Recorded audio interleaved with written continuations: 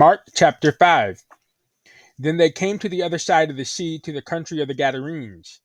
And when he had come out of the boat, immediately there met him out of the tombs a man with an unclean spirit, who had his dwelling among the tombs, and no one could bind him, not even with chains, because he had often been bound with shackles and chains. And the chains had been pulled apart by him, and the shackles broken in pieces. Neither could anyone tame him. And always, night and day, he was in the mountains and in the tombs, crying out and cutting himself with stone. When he saw Jesus from afar, he ran and worshipped him. And he cried out with a loud voice and said, "What have I to do with you, Jesus, Son of the Most High God? I implore you, by God, that you do not torment me." For he said to him, "Come out of the man, unclean spirit." Then he asked him, "What is your name?" And he answered, saying, "My name is Legion, for we are many." Also he begged him earnestly that he would not send them out of the country. Now a large herd of swine was feeding there near the mountains. So all the demons begged him, saying, "Send us to the swine, that we may enter them." And at once Jesus gave them permission. Then the unclean spirits went out and entered the swine. There were about 2,000. And the herd ran violently down the steep place into the sea and drowned in the sea. So those who fed the swine fled, and they told it in the city and in the country. And they went out to see what it was that had happened. Then they came to Jesus and saw the one who had been demon possessed and had the legion, sitting and clothed and in his right mind. And they were afraid. And those who saw it told them how it happened to him who had been demon possessed, and about the swine. Then they began to plead with him to depart from their region. And when he got into the boat, he who had been demon possessed begged him that he might be with him.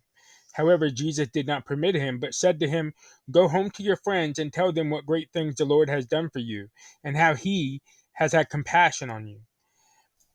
And he departed and began to proclaim in Decapolis all that Jesus had done for him, and all marveled.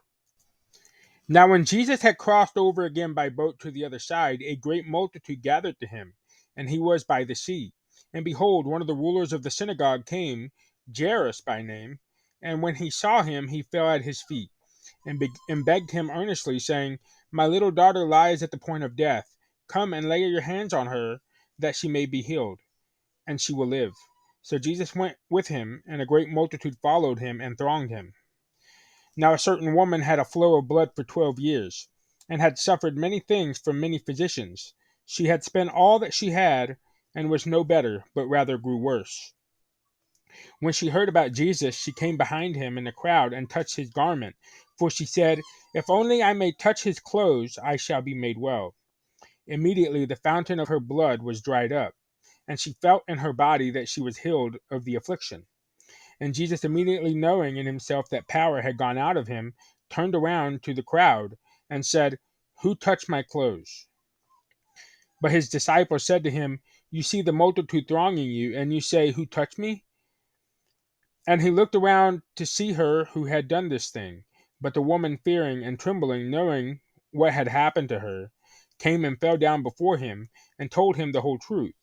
And he said to her, "Daughter, your faith has made you well. Go in peace, and be healed of your affliction." While he was still speaking, some came from the ruler of the synagogue's house, who said, "Your daughter is dead. Why trouble the teacher any further?" As soon as Jesus heard the word that was spoken, he said to the ruler of the synagogue, "Do not be afraid, only believe."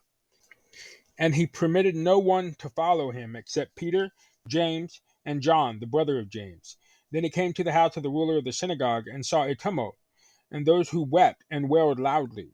When he came in, he said to them, "Why make this commotion and weep? The child is not dead, but sleeping." And they ridiculed him. But when he had put them all outside, he took the father and the mother of the child, and those who were with him, and entered where the child was laying. Then he took the child by the hand and said to her, "Talitha cumi," which is translated, "Little girl, I say to you, arise." Immediately the girl arose and walked, for she was 12 years of age, and they were overcome with great amazement. But he commanded them strictly that no one should know it, and said that something should be given her to eat.